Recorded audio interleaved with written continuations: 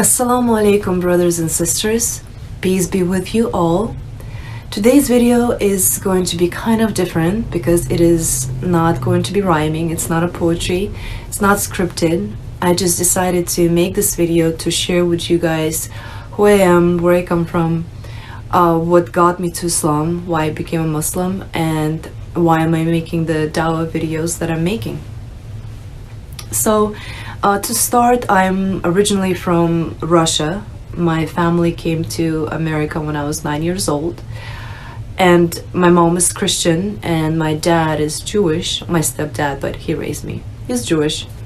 So I was raised in a semi-religious Jewish Christian family. And personally, I never cared about God. It was never a topic for me. I felt like it was just, stories of my grandma and whatnot, and it has nothing to do with, with reality, with current reality. So religion was never a topic that I would think of or even care about until I hit my teenage years and I hit depression and just overwhelming emotions and going through a whole bunch of stuff that I felt that I need to connect with something higher. So I decided to look into God.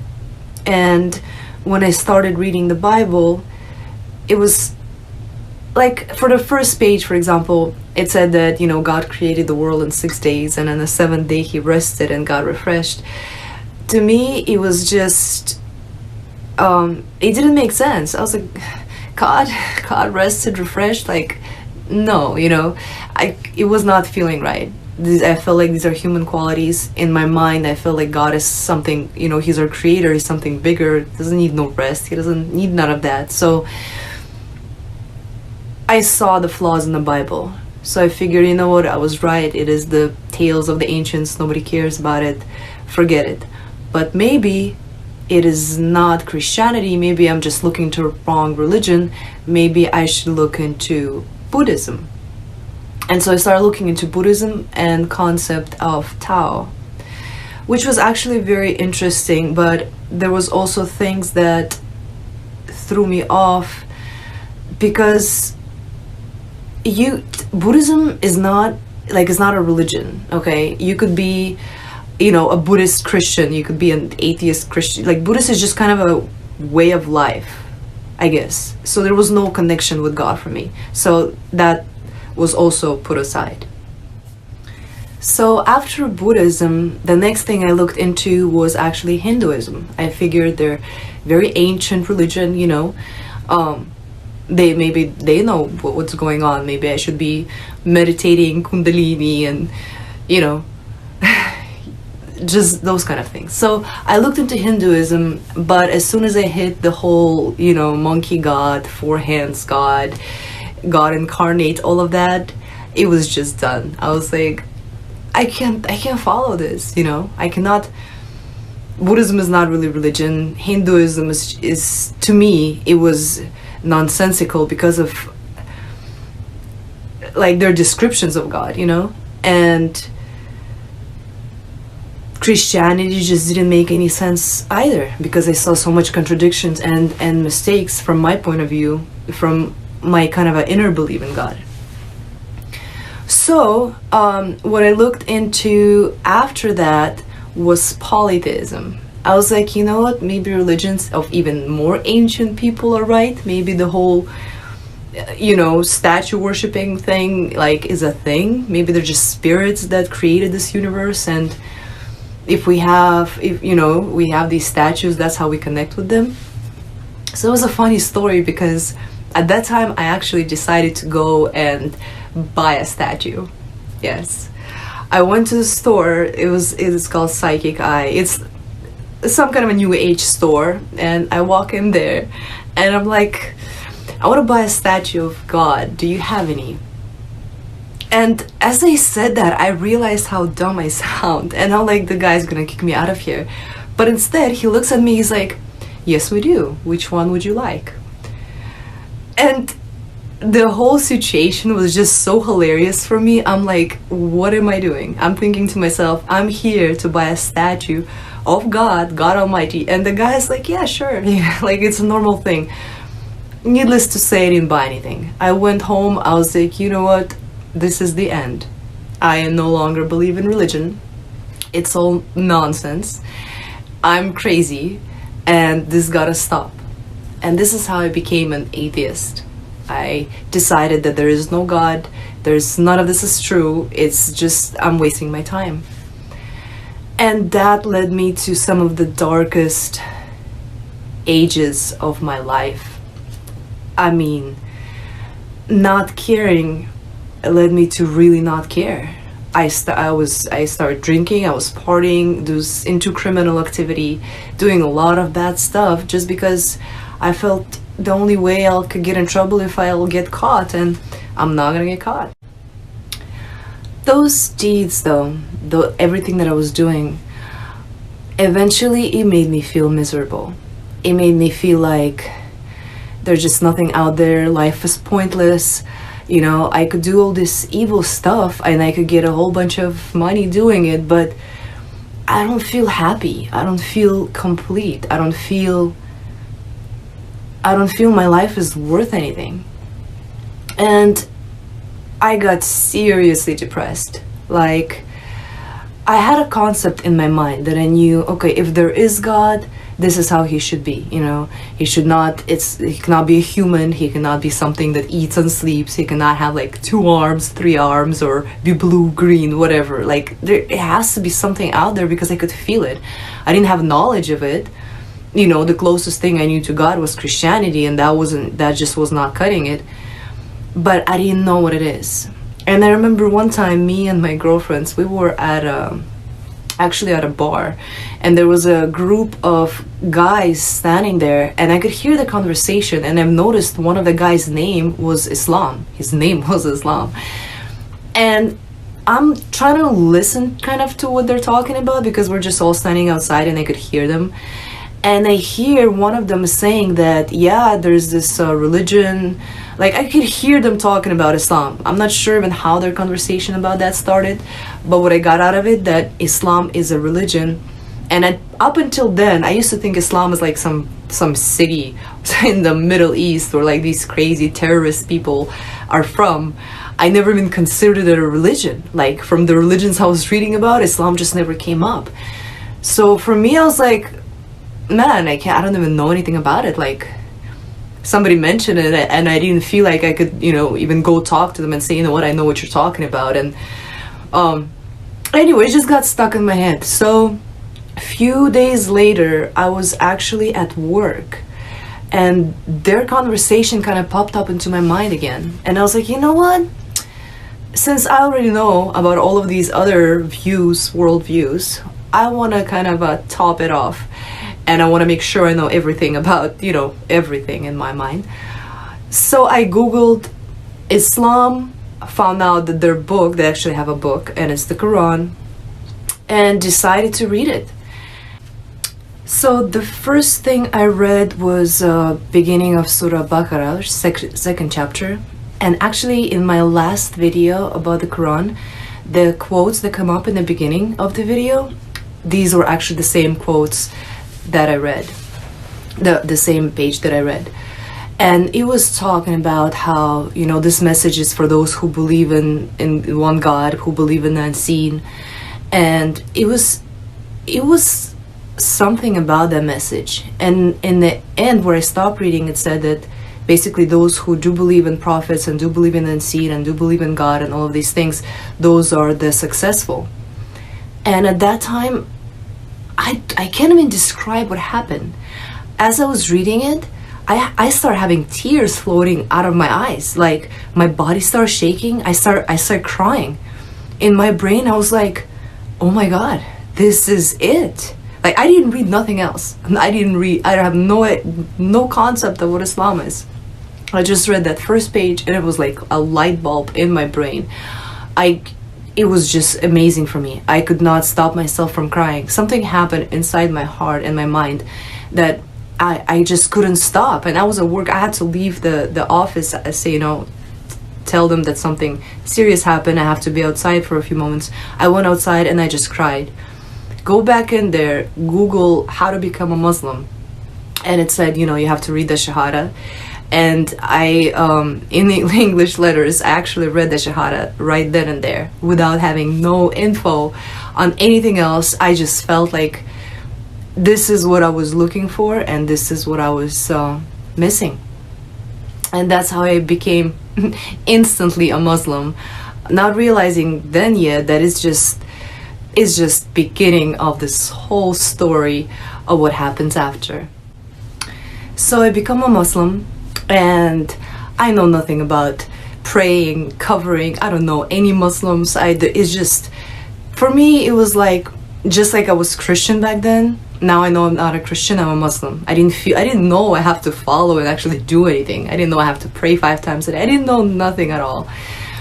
But somehow what happened, just some months passed by, and I get introduced to a Muslim guy. Oh, pause that. Before that actually happened, I told my family that I converted, and they kicked me out of the house. They told me that, you know, you're the Christian, stay here, or if you want to be a Muslim, just go. And I left, and I was, you know, part homeless, I guess. I was just sleeping at a friend's house. But yeah, a few months after that, I met a Muslim guy and fell in love and got married to him, still not knowing much about Islam. And the relationship, it was good in the beginning, but then it just went bad, because he, as good as he was, he came from extremely strict family who were not happy about him marrying a convert, and I could not connect to anybody. And all of a sudden I just got hit with like, okay, everything is haram, you know, you cannot go out with your friends anymore, you cannot be drinking, you cannot be partying, you cannot do this and that and this and that and this and that. And I was like, whoa, like this is, I mean, okay, it's a religion, I believe in God, but I didn't, when did I sign up to give my whole life away? Like, how am I even supposed to live any differently than how I try? But it was too much for me. It was overwhelming for me. And again, I was put in a position where I could not really find any friends, and I could not connect with his family. For 6 years that we were married, I felt alone, and I feel like that is what started to take me away from Islam. So anytime I would see something bad from him, I would actually blame Islam for it. You know, you're not letting me go and see my girlfriends, that's because of Islam. Islam is... So I started building this, because I had no knowledge in the beginning, and suddenly I had a lot of negativity about it. I started stepping away from the deen. I started stepping away from religion, and I just went astray. I went severely astray, and I ended up losing my family. It was actually a mixture of happy and very sad days for me, because on one side, okay, the 6-year marriage that I had, and you know, I cared about that person, it was much more to it. But I basically, you know, I lost it all. I lost that, I lost my religion. But inside, I still wanted to help people. I still wanted to be a good person. I just thought that the religion aspect is not for me, because I just don't know enough about it to care as much as I guess should be caring. So I went astray. I stopped following anything at all. You know, the 6 years I was praying, I stopped praying. I went astray. I mean, what can I say? And what I started to do was I started doing yoga, and I got into shamanism. For those of you who don't know, shamans, they deal with, you know, spirits and healing and whatnot. And I actually my grandmother is a Siberian shaman, so it wasn't too foreign for me. So I got into learning yoga, and got into, you know, I went to Peru for ayahuasca ceremonies. So I got into that side of kind of a spirituality. And then after a few years, I started teaching yoga. It was a Korean energy yoga. So it was more so an energy practice than an actual yoga per se. I taught that for a couple of years, and I got into being what they call the Dawn Masters, Energy Master. And for a time, I was thinking this is what I'm gonna stick with, because I got to help people physically and energetically, and I was at peace with that group of people. They were a very, very nice group of people. But then again, some things happened. I felt like they want me to commit more. They wanted me to be full-time at the center, you know, and travel and learn things. I kind of didn't want to do that at that time. I was thinking more business. You know, I realized that, okay, I'm growing up, I really have to focus on business more. And what happened was a very difficult decision for me to make, but I actually quit yoga and I started focusing on regular sports and business. Business life went actually very good for me. I was working on my own business. I was helping others grow their businesses. I was into doing Amazon, basically brand development. And I became pretty successful in that field, spent a lot of time behind the computer, and when I was not behind the computer, I would do sports like parkour, like extreme sports, parkour, tricking, try to do some gymnastics, kung fu, basically a whole bunch of sports and a whole bunch of computers. And that's what my life was about. I was making relatively good money. I was pretty happy with myself. Until I got bored. I literally got bored. Too much computer time made me feel like I want to go into a different field where I could interact with people more and not really have to face the screen for, 6, 7, 8 hours a day. So I got into selling cars, and I met a group of people who became my friends who were on the car auction. And I kind of stuck with them for a year. And I was into selling cars and getting them from the auctions, fixing them up or whatnot, and then reselling them. And it was my most days of, I would say, ignorance, because that group of people, I do not want to call them bad because they don't know that they're bad.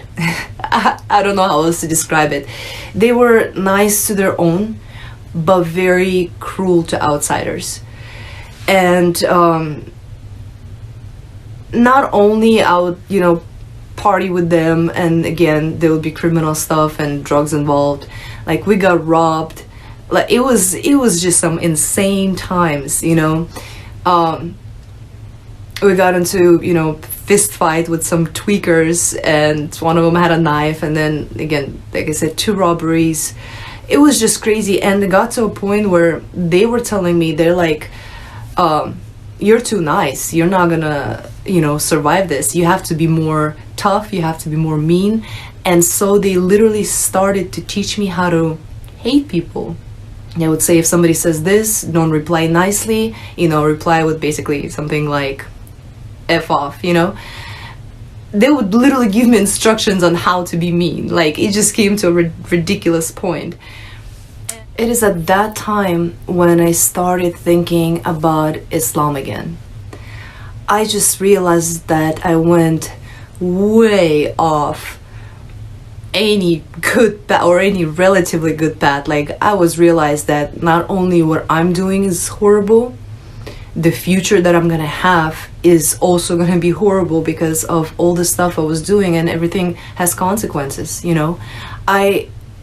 even though I still cared about them, and I still really, I loved those people. I don't know what was it, but I cared about them. But I started basically listening to lectures, Islamic lectures and Islamic music. These were the 2 changes that I made in the beginning.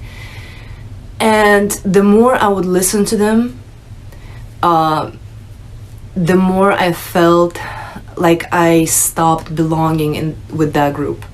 Basically, I still cared about them, but I just could not I could not stand when they would play bad music anymore. I felt resistance in my mind. Or when I would see like they would bring alcohol to the house, I would feel resistance. Like the more time would pass and the more reading and studying I would do, the more kind of separated I felt from them. And it lasted for a while. It lasted for a while. All the questions I had years before that, the reason, you know, like the questions I had when I lost my family, all of these questions would start getting answered, like one by one. Every video I would watch would just, even though it would be a random video, it would somehow answer one of those questions from before. And it was just mind-blowing because every single question I had got answered, you know. Every doubt I had got answered. Everything that was keeping me away from Islam these years, it just got answered to me. And one day I was driving to a gas station and it hit me. I'm like, I cannot stay here anymore. Or I have to do something. I have to either guide them to Islam or leave, or I have to do something, but I didn't know what to do. And interestingly enough, a week before this happened, before the gas station trip, I bought a Quran. I decided to start reading Quran again. I bought a Quran. It came. So what I did was I got home from the gas station and started to have a serious kind of a conversation with my own self. Basically, I told myself that what's good a choice if it's not done now? Like, what if I don't change? What is gonna happen? Like, this is how I'm gonna live the rest of my life, selling cars and being with this group of people? Or am I gonna do something, you know, different? Am I gonna connect back to God? Am I gonna do what's right? But I was very confused. I was like, man, maybe I'm just crazy. Like, I have a good group of friends, I have a good job, and here, like, I'm tripping out about something. Like, who cares, you know? But I remembered one thing. I remembered somebody told me, I heard before, that when you cannot make a decision, you should ask a question and open the Quran and see if it has good information in it, then you should proceed with the decision, and if it has bad information in it, then don't proceed with the decision. So I decided to actually do that. None of my friends were there, none of my friends were home, and my first question was, what will be my future if I stay here, if I stay with them, if I stay right there? And the chapter where I opened it the page where I opened it was talking about Prophet Lot's wife, how she got left behind with a group of evil people, and she was not basically of those who were saved. Like, wallahi, when I read that, I had like chills running. I knew this was talking about me, and I knew this was my future if I stay. And then the second question I asked was, what's gonna happen if I leave? You know, if I just stop this right now and I leave. And the page that I came onto was talking about a group of believers who were glorifying God and who were basically happy. And that was it. For me, it was like I was like in a twilight zone. I was like, wow, I just got my answers. If I stay here, this is my future, and if I leave, this is my future. And I kid you not, I closed the book, I packed all of my stuff, everything I had, put in the car, and left. And I left from California to Arizona. I dropped my whole life. And I talked to, you know, people back at the auction, and I told them I'm done. I'm going to Arizona. I'm never coming back. And that's how I ended up in the city of Sedona, Arizona. Driving to Arizona, I had one intention. I wanted to get there, and I wanted to get my religion on point. I wanted to start covering. I wanted to stop, you know, partying, stop drinking, stop hanging out with bad people, stop doing everything that's not, you know, that God would not be happy with me. And that was my intention. And upon arriving to Arizona and getting a new place to live, I met my roommates who were Islamophobic. And when I told them I'm Muslim, their first reaction was like, ugh. It was something like this. And just, there's few things that they said, I'm not gonna go too much into it here, but few things they said that actually hurt me. And it was frustrating about Islam. Like, it just frustrated me so bad. But I knew that if I'm gonna start responding to them, first of all, I still had a very short temper. I knew that it's gonna probably end in a fight, and secondly, I'm not gonna achieve anything. So I just went to my room and I had to release the frustration somehow. So what I did, I started writing, and I wrote a poem called "We Are Muslims," which was actually ended up being my first video. Note here, I never really went to school. My education literally consists of grade 1 to grade 6 of regular school, and then I did not go 7 or 8. I went 1 year of grade 9 in Russia for the year that I visited there, and that was it. I didn't go to college. I mean, I pretty much don't have much education at all. So that night when I got to my room and I started writing a poem, it was like almost mind-blowing to my own self, because I'm not a writer and I'm not a poet. I can't, that's not my thing. So when I read it, I was like, it turned out pretty good, and maybe I really felt it, I posted that poem on my Facebook page, and I got somewhat good feedback, and I was like, maybe I should start writing more often. Maybe I should develop this in me. Maybe one day I could become an English teacher or something. I kind of had these thoughts, but that was about it. I was excited about the poem, turned out to be nice, but I didn't have any more thoughts further than this. So a few days after I wrote that poem, it was, I don't remember, it was morning or noontime. I left my house. I was about to drive somewhere, and as I'm walking, all of a sudden I see this vision in front of my eyes, like literally a vision, like a screen of movie playing in front of me. And in that vision I see American flag and United States of America, right? But United States of America is changing into Islamic States of America. And I was like, what is, it was just such a weird thing for me, because I mean, you're walking to your car, you're not thinking about anything, and all of a sudden it's like a movie screen to you, and you're seeing this, and it's not a normal thing to be seeing. I mean, Islamic States of America. But that vision, it made my heart beat fast.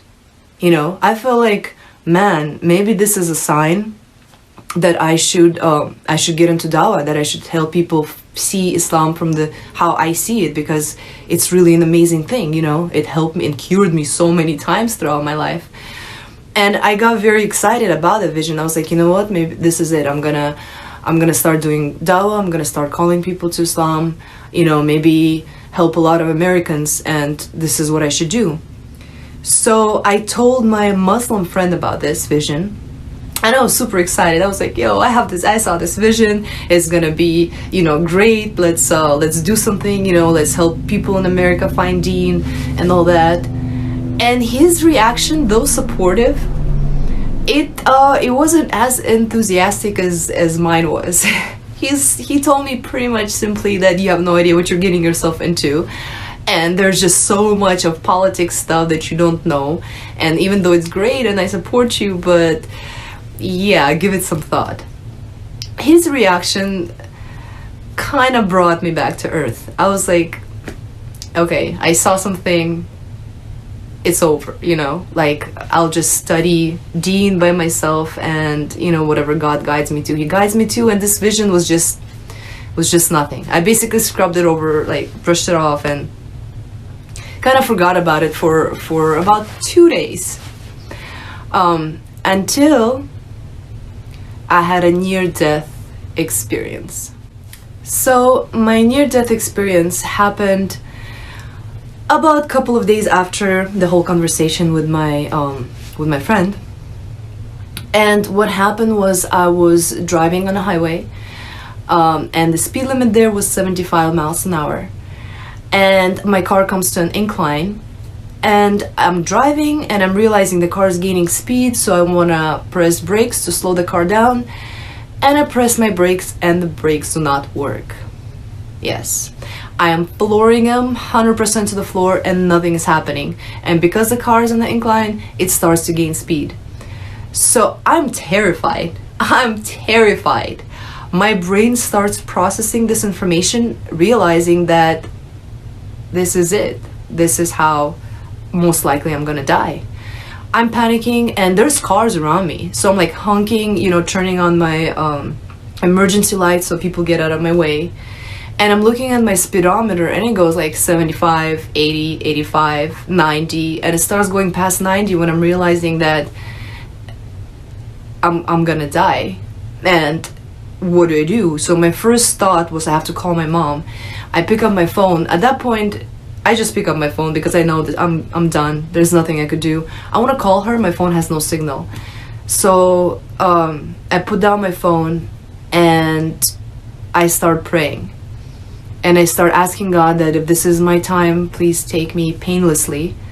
And I start saying my shahada, which is basically what you're supposed to say when you're, you know, when you're dying or becoming a Muslim. You say a shahada.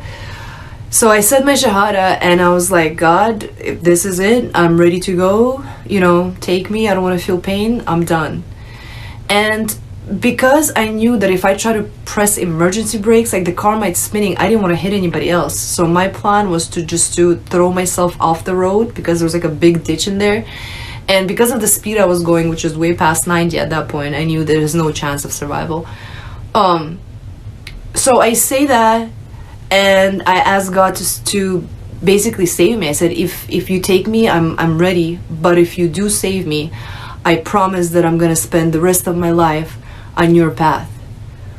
And as I say that, I press brakes one last time, and subhanallah, it works, and my car starts slowing down. I cried. I literally started crying. I stopped the car eventually, and for a few minutes I was just crying nonstop. I was shaking. It was very enlightening. In the morning I wake up, I can now believe I'm alive. Like that whole story just keeps rerunning through my head, and I just could not believe I survived that. I was 100%, without a doubt, 100% certain that this is how I die.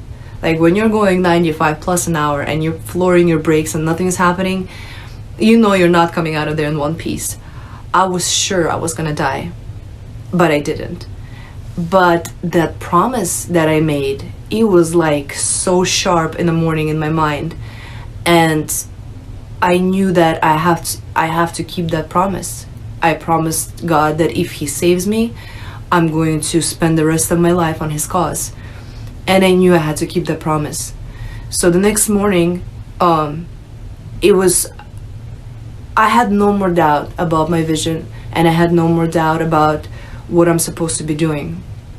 And this is how I decided to take the poem that I wrote in the beginning, make it into a YouTube video, and continue making different videos answering the most often asked questions about Islam, or answering things about Islam that I had trouble with and I wish somebody showed me in the beginning, years ago, and talking about different misconceptions and basically inviting and calling people to one God, to monotheism. And since then, that has become my goal, and that is what I've been doing. And this is how most of you guys met me, through one of my earliest videos. Now, all of this happened not so long ago. My first video, I believe, is only a month and a half old, or around a month-ish old.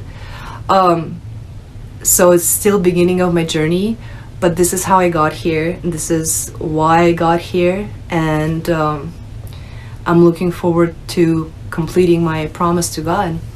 And I'm very grateful for you guys, whoever is watching this and whoever has been following me on my channel. It just motivates me to keep going, and thank you guys for that.